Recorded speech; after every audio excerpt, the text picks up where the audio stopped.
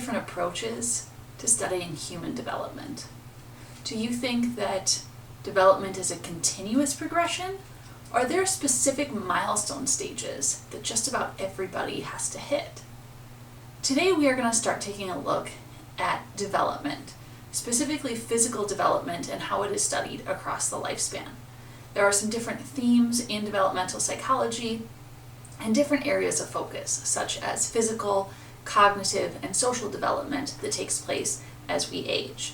So today's focus is going to be on the physical side. But first, let's talk about how development is studied, because different psychologists have different approaches when it comes to understanding how we change over the course of our lifespan.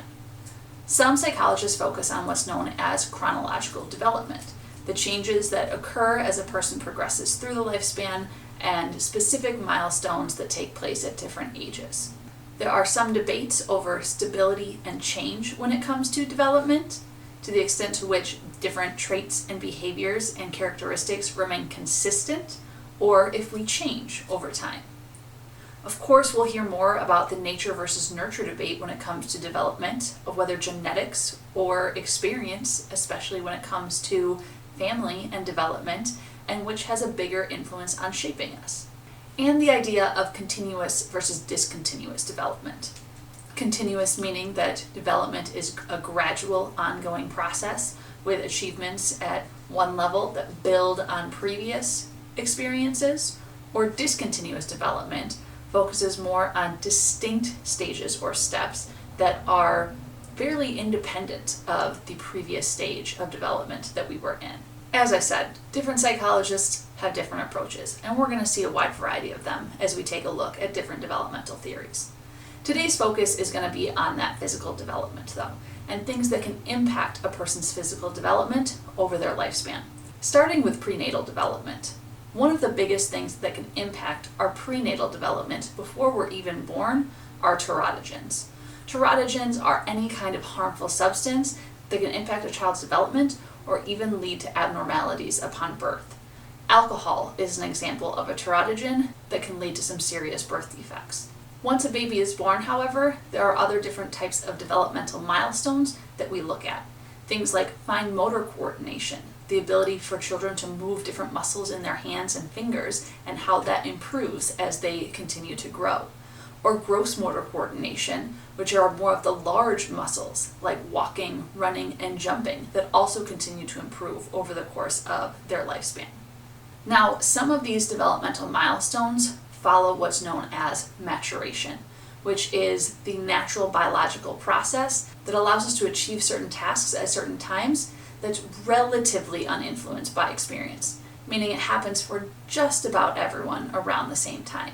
Think like walking, talking, activities like that, again, not including cases of severe neglect or abuse, most children will accomplish those around the same age. Maybe not exactly at the same time, but typically within some type of range.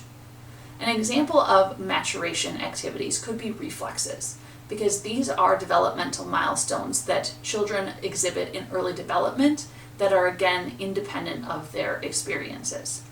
For example, babies develop what's known as the rooting reflex, which is this response when their cheek is rubbed to turn their head and open their mouth. It's actually a response that's used for feeding.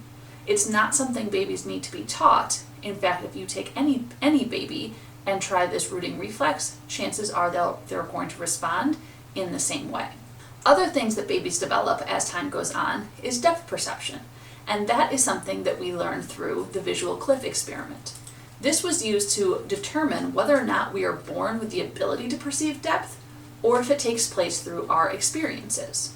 Children who just begin to crawl will often go across this clear, lucite table, even with the perceived drop, because their experiences have not yet allowed them to perceive depth and figure out where things are closer or further away to them. But when tested on babies who have been crawling for a while, many of them will not crawl over this visual cliff, meaning that as time goes on and they learn to perceive depth, that is where the fear of heights, for example, seems to come into play. They understand that there is a perceived drop and they'll no longer crawl directly across it.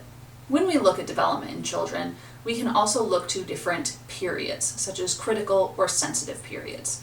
Critical periods are specific time frames when things need to be accomplished for development in order for development to take place in an optimal way.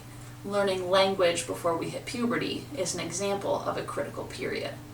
There's also sensitive periods when an organism is really susceptible to environmental influences that can have a lasting effect on development, such as attachment. And then there is imprinting, which is a type of attachment that takes place in some species, not humans, but birds, for example, will imprint, where they develop a strong attachment to another member of their species.